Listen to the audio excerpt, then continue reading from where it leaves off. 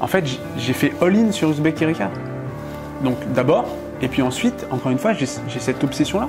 J'ai cette obsession. Et je pense que, si tu veux, il y a une seule façon de tenir les difficultés de la création d'entreprise, c'est de se blinder et d'être endurant. Ce qui compte, c'est l'endurance. Voilà. Il faut savoir. Il y a des obstacles partout, tout le temps. C'est comme ça, tu fais avec, quoi.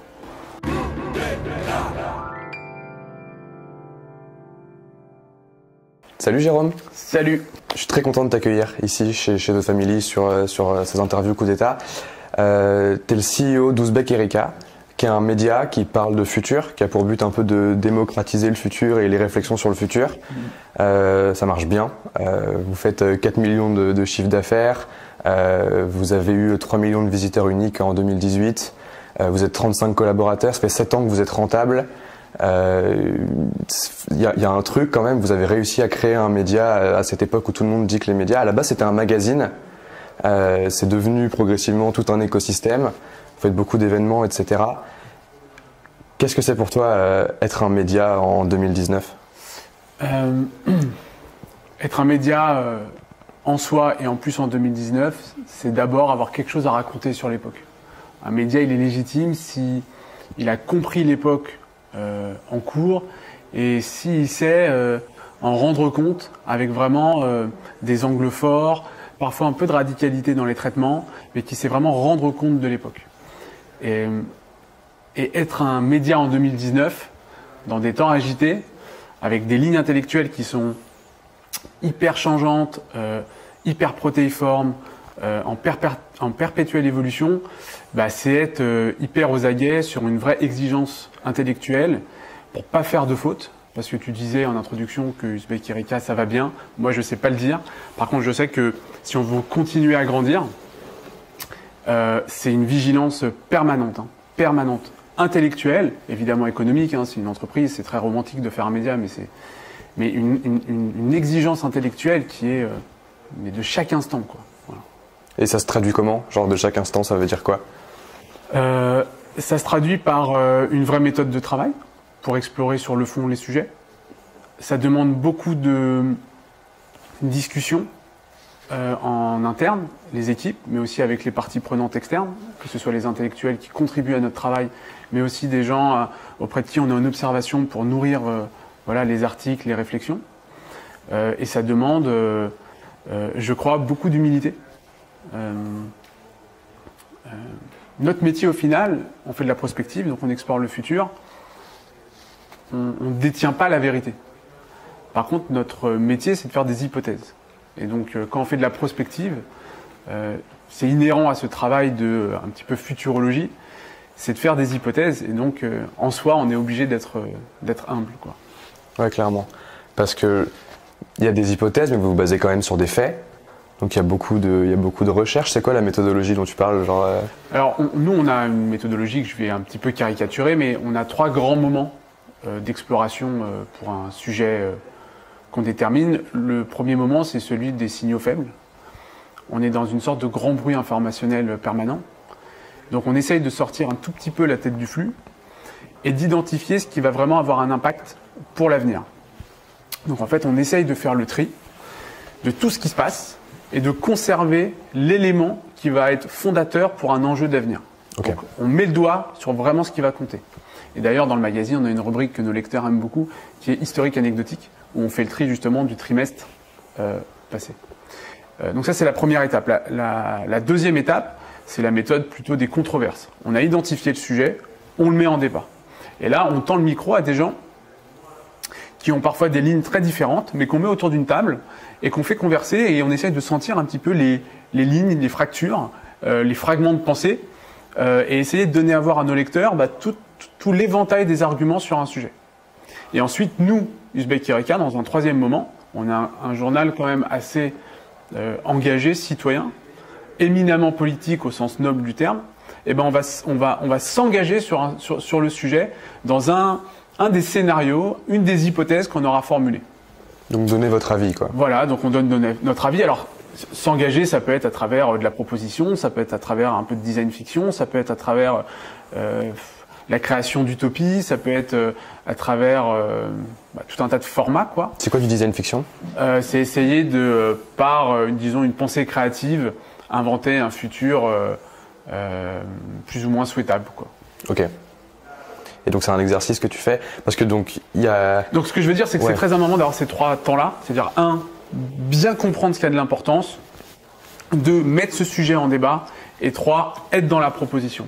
Et ça, c'est une méthode de travail qui, moi, vient de mon passé de jeune étudiant de sociologie.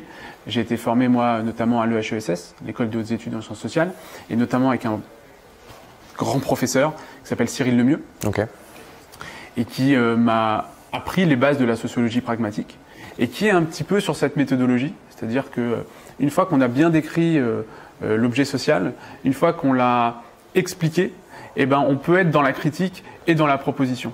Et les sciences sociales, et en fait Uzbek Ereka, c'est juste une revue, un média de démocratisation des sciences sociales, peuvent être utiles et peuvent permettre de bien s'engager dans le monde qui vient. Ok, c'est intéressant parce que du coup ça me permet de rebondir. T'as pas fait d'études de journalisme en fait. Donc aujourd'hui tu es un média, t'es pas journaliste, t'as des collaborateurs qui le sont, Blaise et Thierry qui t'ont rejoint au tout début. Comment ça impacte ton travail de pas être journaliste justement dans ce milieu-là, quoi? Alors en effet, moi je suis pas journaliste. Je travaille avec beaucoup de journalistes, notamment Thierry et Blaise que tu as mentionnés, qui sont mes 2 compagnons de route de toujours. Je pense que le fait que je ne vienne pas du journalisme, m'a permis d'arriver avec un regard un peu neuf, un peu à la Uzbek Ereka au final. Hein, c'est le regard un peu perçant, l'étonnement sur les choses. Et je crois que le changement vient de l'extérieur. Et donc le fait de venir des sciences humaines et d'arriver dans le monde des médias, d'ailleurs je ne le connais pas trop ce monde des médias, m'a permis d'arriver avec un peu de fraîcheur, je pense, d'autres méthodes, d'autres regards, et d'apporter quelque chose, j'espère, d'un petit peu neuf. Une fois que j'ai dit ça, ça a permis de créer une sorte d'élan, mais on reste un média avec un travail journalistique. C'est un travail qui est très particulier, le journalisme, hein, il y a des droits, il y a des devoirs. Donc tout de suite, malgré tout, je me suis entouré de gens dont c'est la profession, qui ont les bons réflexes, qui ont le métier. C'est un métier qui est aujourd'hui en énorme crise, déjà structurellement en soi à cause des business models, et en plus par rapport à la défiance à l'extérieur qui est compréhensible. Donc je me suis quand même entouré très vite de gens assez professionnels pour monter la structure. Ouais, c'est important. Et comment tu fais pour trouver des gens, enfin, comment vous vous êtes rencontrés à la base? Parce qu'il faut quand même trouver des gens qui sont à la fois bons, qui ont les codes, etc., mais pas trop ancrés pour que ce soit bloquant pour toi et pour pouvoir avoir ta ligne directrice qui est intéressante. Thierry et Blaise, si je prends ces 2 compagnons. Thierry a été formé au journalisme sur le tard. C'est-à-dire qu'il a d'abord un passé de militant politique, puis il est passé par SOS Racisme, puis il est arrivé sur un média pote à pote qui était le média commun à SOS Racisme et Nipotisme. Donc il est passé par le militantisme qu'il a quitté pour arriver dans le monde des médias. Donc lui aussi, au final, il vient de l'extérieur du monde des médias. Et après, Blaise, lui, il sortait d'école de journalisme avec un passé quand même d'étudiant en histoire. Et en fait, il s'est formé au journalisme d'un point de vue, disons, du métier en tant que collaborateur dans une structure avec Uzbek Ereka. Alors il avait fait des stages avant, mais il a créé sa propre pratique du journalisme en même temps qu'on créait Uzbek Ereka. Et donc au final, alors il ne vient pas de l'extérieur, mais enfin il est c'est peut-être un peu débile de le dire comme ça, mais il est né aussi en tant que journaliste avec la création d'Uzbek Ereka. C'est ça, ouais. Il a vraiment forgé sa façon de faire du journalisme. En fait, tous les 3, voilà, on avait un regard sur le journalisme, mais on n'était pas déjà, disons, formaté avec des réflexes purs et durs de journaliste. Donc vous avez pu construire au fur et à mesure. Et on a construit au fur et à mesure. Alors Uzbek Ereka a eu une évolution permanente. D'abord, ça s'incarne par les nouvelles formules successives du magazine. Je pense que c'est lié aussi au fait qu'on veut être très très proche de l'époque, et donc à chaque fois que l'époque est en train de bouger, nous on adapte aussi notre regard sur cette époque pour continuer à bien la chroniquer. Et puis après, on est impacté inévitablement par 2 sujets, le sujet des business models et le sujet de la technologie. Bon, bah, les vagues technologiques ont bousculé énormément de métiers, hein, que ce soit la musique, le cinéma, etc. Évidemment le journalisme. Alors le grand sujet, c'est la gratuité. Bah, nous, ça nous a impacté énormément, donc on a aussi essayé, en même temps de tenir une vraie ligne sur le fond, bah, de tenir une vraie ligne sur le business model. Et pour moi, entreprendre dans le monde des médias, c'est essayer de tenir ce triangle magique qui est la techno, l'édito et l'économique. Et je pense qu'un média, s'il sait tenir ces trois points, il peut continuer à vivre, même si aujourd'hui il y a peu de médias qui sont rentables. Après, je pense que beaucoup de médias aussi ne sont pas composés d'entrepreneurs. Ils sont composés de gens qui sont extrêmement bons d'un point de vue intellectuel et journalistique, mais qui manquent peut-être de gens qui ont un regard plus créatif dans les business models, quoi. Ok. Tu parles du monde des médias et tout ça. L'autre jour, j'ai reçu un message de quelqu'un qui me demande, nous, Coup d'État, donc on est un peu dans l'éducation, un peu dans l'entertainment, on est un peu entre les deux, tu vois. Et j'ai quelqu'un qui me posait la question, est-ce que Coup d'État veut devenir une EdTech? Et j'étais là, genre, j'en sais trop rien, tu vois. Et surtout, je côtoie pas trop finalement les autres EdTech, si c'est ça qu'on est, tu vois. Toi, tu côtoies beaucoup les autres médias ou pas du tout? Vous êtes dans votre bulle? Moi, je suis vraiment dans ma bulle. C'est-à-dire Okay. que je connais absolument personne dans le monde des médias. Personne. D'abord, je sors pas beaucoup de mon univers de travail. Je suis très dédié à mon travail.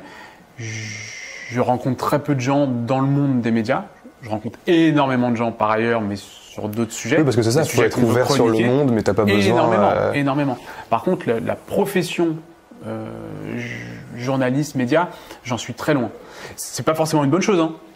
Ouais, tu crois? Bah, je pourrais être plus éduqué plus rapidement sur plein de sujets, peut-être, je sais pas. C'est comme ça, voilà. Donc non, je connais pas bien cet univers. Si je suis totalement sincère, c'est plus simple pour moi avec Uzbek Erika de me qualifier de média. Ça permet d'être dans une case, d'être identifié. Mais je pense qu'on est au-delà de ça. C'est-à-dire, je nous pense vraiment comme un mouvement. Et on essaye d'avoir un travail sur la connaissance pour la transformation du monde. On veut permettre aux gens vraiment de comprendre ce qui va se passer demain pour pouvoir bien s'engager dans ce monde qui arrive, qui est en réalité extrêmement angoissant et en ce moment rempli de souffrance. Qu'est-ce qui t'angoisse, toi, dans ce monde? Alors moi, j'ai un tempérament un peu particulier où j'arrive à souffler le froid très vite quand il y a du chaud autour de moi. Donc j'ai pas beaucoup de sources d'angoisse. Par contre, je pense avoir une sensibilité, une conscience sur les souffrances de ce monde au sens large, que ce soit des souffrances, disons, économiques, spirituelles ou environnementales. Ok. L'autre jour, j'ai lu, tu m'as envoyé une lettre que tu as envoyée à tous tes collaborateurs et aux actionnaires. Merci pour ça. Je sais que c'était un peu confidentiel, donc merci beaucoup. L'intro de cette lettre est hyper intéressante parce que tu parles de la raison pour laquelle tu es entrepreneur. Et tu parles du fait que être entrepreneur, c'est presque une sorte de malédiction parce qu'en fait c'est le fait d'être conscient du coup de ces angoisses, des difficultés du monde, etc. qui te pousse à agir même si c'est difficile. Comment ça se traduit dans ton travail au quotidien? Alors moi je suis intimement convaincu qu'il ne faut pas créer son entreprise. Je pense qu'il n'y a pas plus difficile, il n'y a pas plus idiot que de créer sa boîte. Ok. Donc tu fais un truc idiot? Je fais un truc idiot, mais j'ai pas le choix. Je considère que j'ai pas le choix parce que j'avais cette obsession-là. Ce but fondamental, cette mission philosophique que j'ai ressenti vouloir accomplir. Et donc, je devais traiter cette obsession. Mais c'était même maladif. À un moment donné, je ne savais parler que de ça. Je faisais chier tout le monde, tous mes potes, ma famille. Mais c'était horrible pour eux, quoi. Et t'as réussi à en sortir de ça? Ou t'es toujours encore un peu... Un peu, pas trop. Ouais. Un peu. Ça fait 10 ans maintenant, donc j'arrive un petit peu à sortir de ce truc un peu tourbillonnaire, un peu obsessionnel, mais ça reste mon attention de chaque instant. Je considère que toute autre chose qu'Uzbek Erika me fait perdre un peu de temps dans mon travail, quoi, et dans cette mission philosophique que je me suis attribuée et qui, je pense, est partagée par pas mal de gens, dont mes collaborateurs. On pourra en parler juste après, pour revenir sur la lettre. Donc ouais, je pense que entreprendre, c'est d'abord, avant toute chose, une question métaphysique.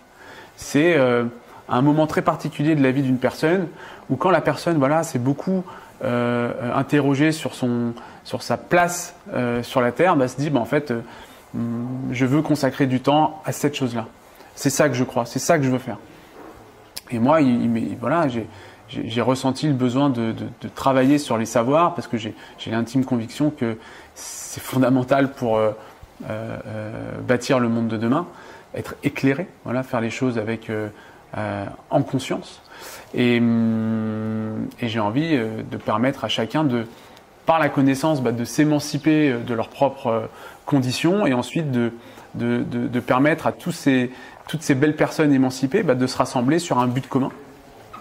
Et ce but commun, il est très clair, hein, il est soit sauver l'humanité, soit sauver la planète, mais en tout cas sauver le futur. Ouais. Il y a besoin de sauver le futur. Ouais, c'est très clair. C'est une question presque rhétorique, hein, parce que il y a besoin. Genre, c'est sûr. Il y a besoin. En fait, on peut décider que non. On peut décider après moi le déluge. Louis XIV, après moi le déluge. On peut décider de faire sécession. Voilà. On va faire société en dehors de la société. Tout va se casser la gueule autour de nous, mais nous, ça ira bien. Ou on peut décider, enfin, il y a plein d'alternatives, hein. Nous, on a décidé de se retrousser les manches. On y croit encore. C'est possible. Donc, on veut permettre aux personnes qui ont des idées, qui ont de l'énergie, de s'informer auprès de nous pour pouvoir piloter leurs engagements, leurs actions en conscience, quoi. On y croit encore. Et d'ailleurs, c'est pour ça qu'on est un média généraliste et qu'on traite autant les questions environnementales que géopolitiques, que d'alimentation, parce qu'on veut offrir vraiment un regard total sur les choses et pas être dans quelque chose ultra spécialisé ou ultra sectaire, où on veut vraiment pouvoir avoir un regard global sur les sujets pour vraiment bien les appréhender, quoi. Tu dis on y croit encore. Il y a des gens qui y croient plus. Il y a plein de compagnons de route avec qui on a démarré il y a 10 ans qui n'y croient plus. Ah ouais? Bien sûr. Et c'est quoi le cheminement de pensée qui les mène à plus y croire? C'est l'accumulation des crises qui arrivent à leur paroxysme et qui, combinées, nous mettent dans un moment de fragilité extrême qui, possiblement, fait que tout peut s'effondrer. On est dans un moment effondrement qui est colossal en France, avec des thèses qui remportent un succès extraordinaire. Je ne sais pas encore si c'est des prophètes de malheur et ils nous entraînent dans leur pessimisme, ou s'ils ont raison avant l'heure. S'ils ont raison avant l'heure, on est bien mal barré. Et puis si en fait il y a encore un espoir et qu'on peut y aller, il faut leur dire, les gars, tranquille, voilà, laissez-nous encore une chance d'y arriver, quoi. Ouais, ok. Et tu te bats, et toi c'est par la connaissance. C'est par la connaissance. On n'a que ça. On n'a que ça. On n'a que ça. On est dans un moment fake news. On est dans un moment de tension. Notre travail, c'est de calmer les angoisses. Voilà. Et peut-être si, à la fin des angoisses, on se dit, le constat, il est implacable, les effondristes ont raison, ok, repartons de là pour essayer de voir comment on s'en sort, quoi. Je connais pas trop bien tous ces trucs-là, genre les effondristes, du coup. C'est quoi les grandes thèses? Il y a un courant de pensée qui s'appelle la collapsologie, qui est né, disons, en 1972, dans le rapport de Rome, par des scientifiques américains qui ont mis le doigt sur le fait que aux alentours de 2030, la société thermo-industrielle allait pouvoir s'effondrer à cause de tout un tas de choses, pic de pétrole, surconsommation, etc. Donc en 72, on prévoyait déjà ce qui est en train de commencer bien maintenant, exactement, quoi. Okay. Et ça a été, cette thèse a été très largement popularisée par un intellectuel américain qui s'appelle Jared Diamond, qui a été d'ailleurs mentionné par Édouard Philippe et Nicolas Hulot. Donc on sent que ces sujets-là sont vraiment aussi dans la conscience de pas mal de gens, et qui est très largement popularisé par quelqu'un comme Pablo Servigne, en France depuis 3 ans, qui a écrit un bouquin qui s'est extrêmement bien répandu dans différentes sphères intellectuelles, qui est Comment tout peut s'effondrer. Et d'ailleurs, nous, Uzbek Erika, on a un format de conférence qui s'appelle le Tribunal pour les générations futures, et on a fait, il y a quelques semaines, le procès de Pablo Servigne, justement pour savoir si c'était un prophète de malheur ou s'il avait raison et qu'il fallait le suivre et l'écouter, quoi. Et alors, le verdict? Alors, je suis quelqu'un d'assez imprécis au final et je me souviens plus bien. Ok. Je me souviens plus, il faudrait que je regarde. Et toi, c'est quoi ta croyance fondamentale par rapport à ça? Moi, j'ai le sentiment qu'on est dans un moment de très grand risque. On est globalement sur une poudrière. Et un petit truc peut allumer la mèche et foutre le feu. Mais après, c'est très personnel. J'ai pas le choix d'y croire encore. Voilà. Parce que sinon, moi-même, je m'effondre. Donc, j'y crois. Alors, peut-être que c'est un peu naïf et que c'est benet et qu'en fait, je me prépare pas à la suite. Mais en fait, j'y crois encore. Voilà. Et je pense qu'il y a plein de raisons d'espérer. Est-ce que tu vois qu'il y a du progrès? Genre, est-ce que tu as eu des exemples de gens qui ont pu lire des trucs que vous avez publiés ou participer au tribunal ou n'importe quoi dans tout l'écosystème Ouzbek Erika qui viennent te dire ok, ça m'a permis de prendre conscience et d'agir et du coup vous faites des pas Alors moi je sais pas dire si on est en train de réussir notre travail. C'est immesurable en fait. Genre, on pourrait se caler des objectifs, on veut tant de chiffre d'affaires, on veut tant de rentabilité, on veut tant de lecteurs. Mais moi, c'est des critères qui ne me parlent pas encore vraiment. Ouais. Ce que je veux, c'est aider les gens. Il y a une phrase qui commence à tourner chez Ouzbek Erika, c'est cher lecteur, vous ne serez plus jamais seul. Je trouve ça joli. Et en fait, il y a des petites choses qui se sont passées dans la vie d'Ouzbek Erika qui me font dire que peut-être à certains endroits, à certains moments, pour certaines personnes, on a pu réussir des choses. On a eu un jour un jeune homme qui est venu nous voir, qui nous a dit « Les gars, j'étais un peu perdu. Je suis pas religieux, j'ai été faire un pèlerinage à Lourdes.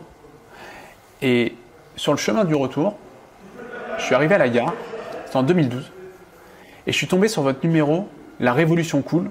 C'était avec un masque de hacker, et c'était donc sur comment est-ce que la civilisation hacker peut permettre de faire une révolution sans les armes, sans mort, et donc changer la société.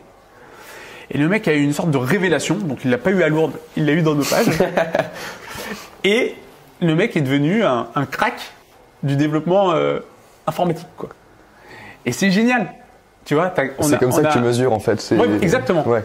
Et vous avez beaucoup de contacts avec vos lecteurs, à part pendant les événements, le tribunal, etc. Ouais, énormément. Beaucoup, énormément. ouais. D'abord, le concept même d'Ouzbek Erika, c'est qu'on est un monde ouvert. Peut-être en quelques mots, Ouzbek Erika, c'est d'abord aujourd'hui une plateforme, ouzbekerika.com. Donc on est très en relation avec les différents écosystèmes, que ce soit nos lecteurs, nos partenaires, nos clients, les intellectuels invités. Donc on leur parle très souvent, ils peuvent contribuer à notre plateforme. Parce que donc il y a pour faire le tour d'horizon, il y a Ouzbek Erika la plateforme, voilà, donc il y a le magazine. Il y a le magazine, il y a notre tribunal pour les générations futures. Qui sont des gros événements du coup physiques où les gens se réunissent et où il y a une sorte de procès d'intention. Enfin voilà. Si tu veux, peut-être un mot sur ces 4 briques de notre écosystème. Et c'est quoi la 4e? C'est le studio, et c'est là où on accompagne les entreprises aussi dans leur réflexion sur leurs enjeux d'avenir. Ok. D'abord, moi je considère qu'aujourd'hui, un média, c'est un tiers de confiance entre différentes parties prenantes.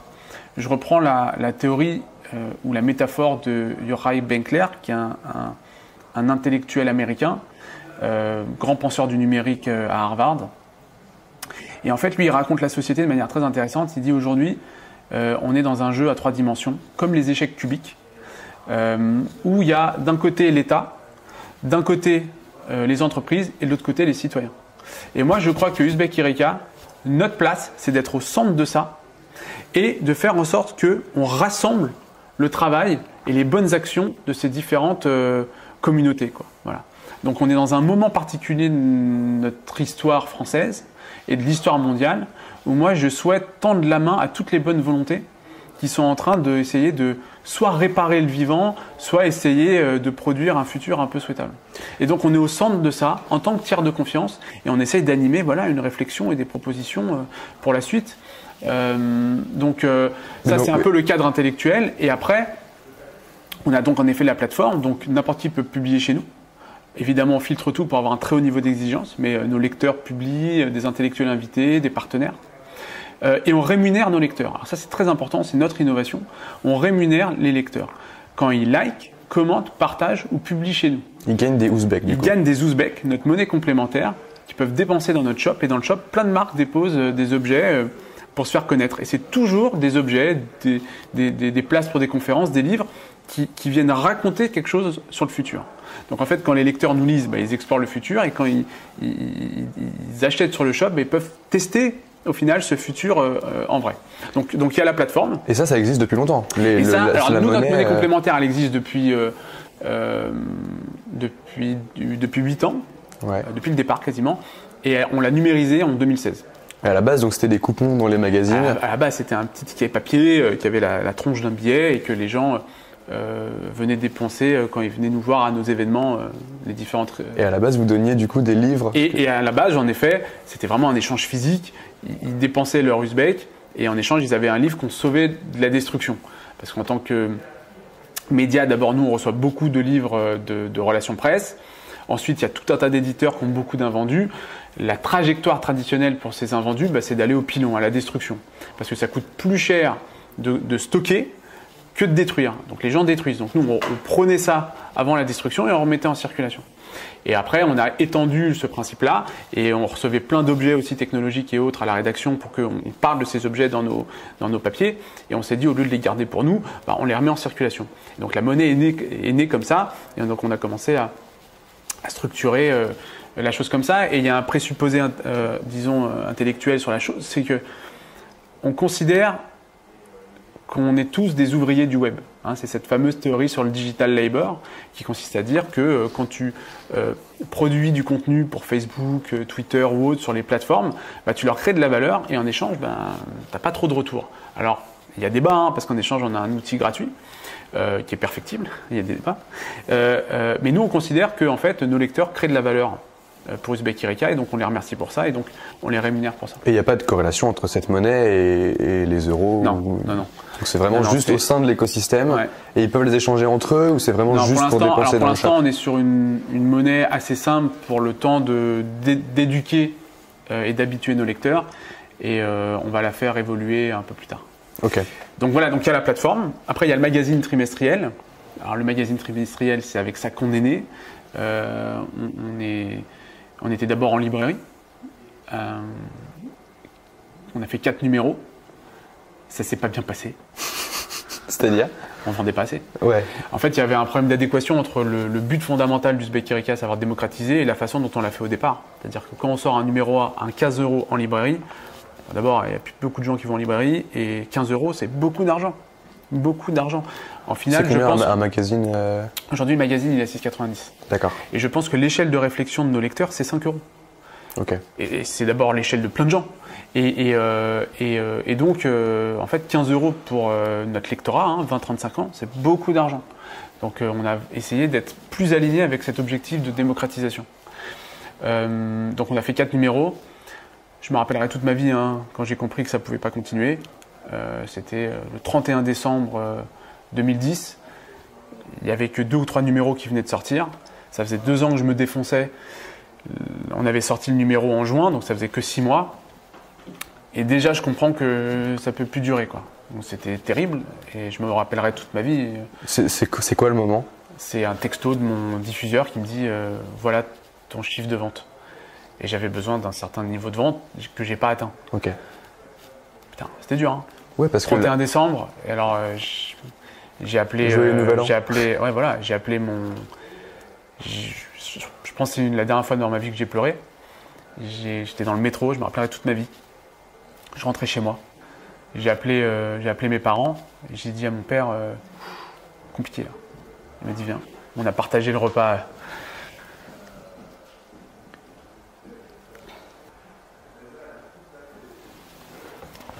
Putain. Il a partagé le repas qu'il avait fait pour 2 avec ma mère. Puis on l'a partagé en 3. Et on a taffé toute la nuit, quoi. Pour voir, putain, comment on fait pour sortir de cette merde, quoi, tu vois. Et c'était horrible. Et donc, du coup, après, on a réussi à trouver la petite solution qui fait qu'on ait pu durer. Et en fait, après, c'est un peu un coup du hasard. Quand on essaye de trouver une solution pour faire perdurer le magazine papier, il y a des marques qui sont venues nous voir. Putain, les gars, c'est pas mal ce que vous faites sur le futur. Aidez-nous à comprendre le nôtre. J'ai pas compris au début. Hein. J'ai 24 ans, je sais rien faire. Ça, c'est quelle année? 2011. 2011, ouais.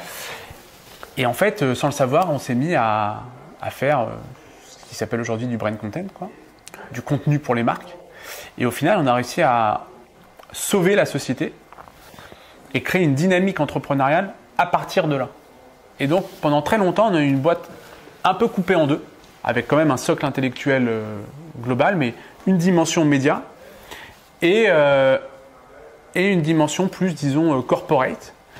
Et donc, de la même manière qu'on faisait un média pour nos lecteurs, on faisait des médias avec des marques pour leur public, quoi.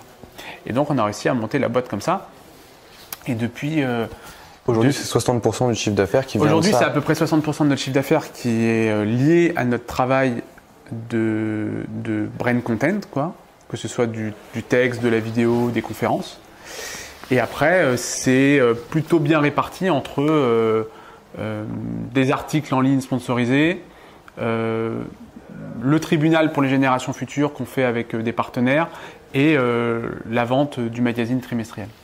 Donc au final, on a une boîte qui est extrêmement saine, je crois, parce qu'on a diversifié les sources de revenus et on n'a aucune dépendance à un client, ce qui nous permet d'être, au-delà de notre indépendance capitalistique, extrêmement libre éditorialement pour traiter les sujets qu'on veut traiter. Et ça, c'est précieux à la fois pour nos lecteurs, mais aussi pour nos clients. Parce que dans un moment où il y a une sorte de brouillard global, il faut qu'on puisse être sincère dans notre travail et se dire vraiment les choses, quoi. Ouais, clairement. Ok. C'est incroyable parce que sur ce moment-là, sur ce moment de réalisation, soit tu abandonnes, soit tu trouves une solution pour continuer à fonctionner. Toi, c'était hors de question d'abandonner? En fait, si je fais pas ça, je fais quoi de ma vie, quoi? Moi, j'ai fait de la sociologie. Alors, tu vois pas le regard que les gens ont sur la sociologie. Oui, c'est pas très valorisé. C'est pas valorisant, c'est pas valorisé. Alors que je pense que c'est fondamental. Hein. Mais c'est pas valorisé. Je me rappellerai toute ma vie. J'ai été voir un banquier avec mon diplôme de sociologue. À la fin de mes études de sociologie, je sors de l'EHESS, je veux monter Uzbek Erika, je vais voir un banquier. Le mec, il était mort de rire. Mort de rire. Alors, j'accepte, hein, je ne savais pas ce que c'était une entreprise. Donc j'ai fait un détour par une école de commerce. J'ai fait un master en entrepreneuriat, les masters spécialisés qui te coûtent une blinde, qui ne te servent à rien. C'était un master bidon dans une très grande école. On pourra parler de ce que c'est qu'une école de commerce en France au XXIe siècle. Titre personnel, je pense que c'est l'arnaque du siècle. Ah ouais, carrément, à ce point-là. Bah oui, parce qu'en fait, ça fausse tout le jeu pour la suite. Ok. Et qu'on a des universités en France qui sont exceptionnelles. Je pèse mes mots, exceptionnelles.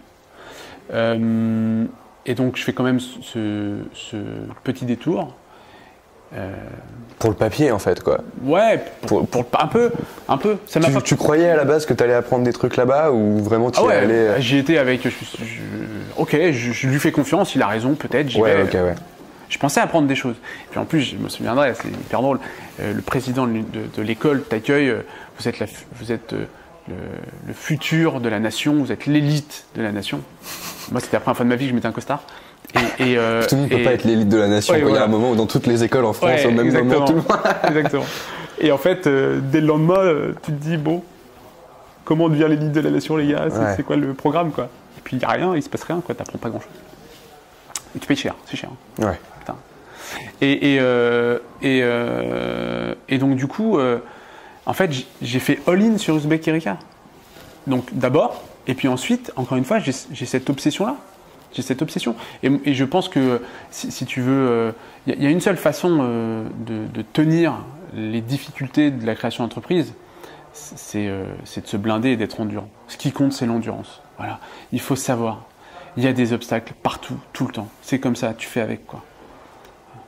Et ce qui te maintient, c'est ce besoin de le faire? Moi, ce qui me maintient, c'est ce but fondamental. Ouais. En fait, j'ai un soleil, je vais aller toucher le soleil. Comme Raon, tu sais, le mec qui court derrière le soleil. Bah pareil, il va jamais le toucher, je le toucherai jamais non plus. C'est pas grave, j'ai l'illusion que ça me maintient, j'ai envie d'y aller. Tu vois? Et puis en fait, j'arriverai pas forcément à toucher le soleil de Raon, mais peut-être je serai pas loin, tu vois. Et surtout avec moi, j'emmène des gens qui me font confiance. J'arrive quand même à réaliser ce travail d'éducation informelle auprès des lecteurs, auprès de collaborateurs d'entreprise. Donc ça a du sens, ça a du sens, c'est un impact, un petit impact. Voilà. Il y a un truc dont tu parles dans la lettre que tu as écrite, où en gros tu dis une des raisons pour lesquelles je suis entrepreneur, c'est que j'ai grandi sur un parquet qui grince et ça t'a obligé en fait à être discret et à pas faire de bruit et à peu parler, etc. Est-ce que c'est une sorte de revanche de prendre la parole et de pouvoir enfin avoir un mégaphone Je sais pas si c'est une revanche ou si c'est une des raisons qui te pousse, tu vois. Ouais. Bah, si on reprend cette sociologie pragmatique d'où je viens, le poids de l'environnement a vachement d'influence sur la structuration des personnes. Et c'est vrai que je suis intimement convaincu de ça. Je suis ce que je suis parce que je suis né, j'ai été éduqué sur un parquet qui grince. Et donc toute ma vie, on m'a dit avec beaucoup de bienveillance, de sagesse, de douceur, de faire moins de bruit. Oui, c'était pas une interdiction. Pas du tout. C'était parce que moins mon de bruit. frère dormait, parce que les voisins, parce que. Ouais. Et donc, j'ai appris à être quelqu'un de, voilà, un peu en retrait, un peu calme. Et ça m'a vachement suivi tout au long de ma vie, jusqu'à devenir étudiant en sociologie. Donc pareil, être en retrait, être dans l'observation, être dans l'écoute. Et puis, je me suis aperçu du coup que j'avais pas tellement de voix. Je pouvais pas me faire entendre, quoi. J'étais trop en retrait. Et il y a d'autres personnes qui peuvent pas se faire entendre, c'est les générations futures. Elles n'ont pas de voix, elles n'ont pas de représentants. Et quand j'ai eu ce but fondamental de démocratisation, je vais dire, je vais faire ce travail au nom de ceux qui me ressemblent, à savoir les générations futures. Et donc le cheminement intellectuel, il s'est fait comme ça, de créer une sorte de médias qui allaient essayer de travailler au nom des générations futures. Donc c'est pour ça qu'on a en effet ce tribunal pour les générations futures, donc qu'on a créé en 2010 au moment du lancement du magazine, et qui est une sorte de momentum pour nous chaque année, où on essaye de faire les choses au nom de cette population qui n'existe pas juridiquement et qui pourtant est engagée dans chacun de notre geste du quotidien. C'est combien de personnes un tribunal ? Dans le premier tribunal de 2010, il y avait genre 8 personnes sur scène et genre 4 dans la salle. Et puis en fait, le format a commencé à bien prendre et aujourd'hui, on est toujours autant sur scène, mais dernièrement, on a rempli le théâtre de la Porte Saint-Martin avec 1200 personnes qui sont venues assister à notre travail. Putain, incroyable. Et comment ça a pris ? Parce que de 4 personnes, même s'il y a du bouche à oreille, qu'elles ont bien aimé l'événement, genre... Moi, j'ai compris très tard quelque chose, c'est qu'il fallait pas chercher à exister, il fallait juste exister. Je m'explique. On a tenté d'avoir des actions de com. On a payé une agence de relations presse. Ça marche pas. Ça marche pas. Alors d'abord parce qu'on est un média et les autres médias ne parlent pas d'un concurrent, même si je me vis comme étant une boîte sans concurrence. Et surtout, en fait, les choses vont se savoir. En fait, les choses vont se savoir. Et puis après, pardon, il y a un truc dont on n'a pas encore parlé, mais ça s'appelle Internet. Un petit truc. Un petit truc. J'y crois pas trop. Un peu niche. Ouais, un peu niche. Et en fait, quand on s'est mis à avoir une vraie stratégie aussi pour les réseaux sociaux, c'est un peu monté, quoi. Ouais. Et après, c'est tout con, hein, mais c'est le bouche à oreille, qui est d'ailleurs permis par les réseaux sociaux. Hein. Les réseaux sociaux, c'est quoi ? C'est que du bouche à oreille exponentiel. Donc, le bouche à oreille, parce qu'on a tenu sans jamais transiger avec des contenus ultra quali. On n'est jamais tombé dans le contenu facile pour aller chercher du clic. On a toujours refusé, j'ai toujours refusé d'aller dans une stratégie d'un business model lié au clic. J'ai protégé la qualité. En fait, moi en tant que chef d'entreprise, en tant qu'entrepreneur, j'ai rien sauf ma marque. J'ai rien sauf les valeurs d'Uzbek Erika. Et donc, tout mon travail consiste à protéger et faire vivre ces valeurs. Voilà. Et je pense que alors, on reste un peu confidentiel, hein, on n'est pas assez connu. Il faut qu'on aille chercher. Mais mon travail consiste à protéger cette marque-là. Parce depuis tout à l'heure, tu as prononcé un certain nombre de fois le mot intellectuel. Et ça me saute aux oreilles. Parce qu'en fait, aujourd'hui, il y a pas mal de de gens qui s'opposent en fait à l'intellectuel de manière générale, parce que ça s'oppose par exemple aux gens qui vont faire des choses, qui vont travailler. Il y a un côté, il y a l'image de l'intellectuel dans sa tour d'ivoire, etc. Qu'est-ce que tu penses de ça, de cette notion d'intellectuel versus le reste, quoi? D'abord, je pense que beaucoup d'artisans sont des grands intellectuels parce qu'ils ont une capacité à intellectualiser leur métier et à avoir un propos réflexif sur leur travail. Donc moi, je n'opposerai pas les deux. Ceci dit, j'entends qu'il y a une critique de la classe intellectuelle, ouais, c'est ça, mais qui, je pense, c'est un raccourci pour dire intellectuel médiatique. Et pour moi, quand tu critiques les intellectuels, en fait, tu critiques les médias. C'est un peu pareil, je pense qu'il y a une grande confusion des gens. Moi, quand je pense intellectuel, je pense à tous ces milliers de chercheurs qui, en France, font un travail de recherche exceptionnel, font un travail de publication exceptionnel. Et moi, je les ai côtoyés dans mon école et je continue à le faire à travers le travail d'Ouzbek Erika. Et ce sont des gens qu'on n'écoute pas. La crise des gilets jaunes, mais on l'a vu venir mais depuis tellement longtemps. Et c'est une évidence que ça allait se passer comme ça. Et c'est scandaleux de ne pas l'avoir anticipé. En fait, les gens n'en peuvent plus. Et c'est normal. Et je prends, je sais pas moi, un sociologue comme Louis Chauvel, dans son livre qui s'appelle La dérive des classes moyennes. Mais c'est un livre qui aurait dû tous nous alerter. Qui aurait dû alerter les politiques. Mais moi, mon grand sujet, c'est de dire que les gens... En fait, les meilleurs ne vont plus en politique. Okay. Les meilleurs ne vont plus en politique. Et donc, on se retrouve... Ils vont créer des projets, quels qu'ils soient. Et donc, on est dans un moment où il n'y a jamais eu besoin d'autant de compétences en politique. Et en fait... on les a pas. On les a pas. Parce qu'ils vont tous faire autre chose. C'est dramatique. C'est dramatique. Mais parce que la plupart pensent que la politique ne permet plus de transformer les choses. Ce qui, je pense, est une erreur. Ouais, pourquoi Je pense que dans les institutions qu'on a aujourd'hui, la transformation peut se faire et doit se faire à travers les institutions. Voilà. C'est notre socle commun dans une société ultra fragmentée et ultra tendue dans laquelle on est. Mais le résultat, c'est que les meilleurs, ils n'y vont pas, quoi. Et donc on se retrouve avec une classe politique qui a, et il y a plein de façons de l'expliquer, qui a plus de niveau sur les sujets. Et donc, comment tu l'expliques, appuyez-vous sur ce travail des chercheurs. Appuyez-vous dessus. Ouais. Appuyez-vous dessus. Voilà. Mais comment t'expliques qu'en politique, les meilleurs, ils n'y aillent pas? Parce que je pense qu'il y a une désillusion sur la capacité des politiques à transformer la société. Et aussi... Et ça n'est qu'une croyance ou... C'est tout con. L'argent n'a pas... l'État n'a pas d'argent. Ouais. L'État n'a plus d'argent. Voilà. Et comme beaucoup de la transformation de notre société passait quand même par des investissements publics, il n'y a plus ça. Donc l'État est désarmé. Voilà. Et c'est pour ça que quand je reprends mon triangle de État, entreprise, citoyen, en fait, les trois ensemble, avec les bonnes volontés, peuvent s'associer et transformer les choses. Moi, je suis intimement convaincu, en tout cas chez Ouzbek Erika, on est intimement convaincu que les entreprises vont se mettre à faire de la politique. C'est inévitable. L'exemple génial du moment, c'est Patagonia, où le mec a dit à Trump « Ok, le climat, tu ne veux plus agir dessus, moi j'y vais ». Et je pense que les entreprises vont s'y mettre. Là, il y a une grande vague d'innovation qui est passée par la com. Ensuite, cette vague d'innovation est passée par vraiment les cellules de recherche et développement. Maintenant, aller avec une couche de Tech for Good. Et je pense que la prochaine couche, c'est vraiment de la politique. Voilà. Et les innovations qui vont sortir vont permettre aux entreprises de se positionner politiquement sur des sujets. Et d'ailleurs, sur la crise des Gilets jaunes, très intéressant que le patron d'Orange dise, et soit l'un des premiers à dire « Ok, j'ai compris la situation, j'y vais, j'augmente un peu. Voilà. Je ne sais pas si c'est génial de faire ça, si c'est suffisant, etc.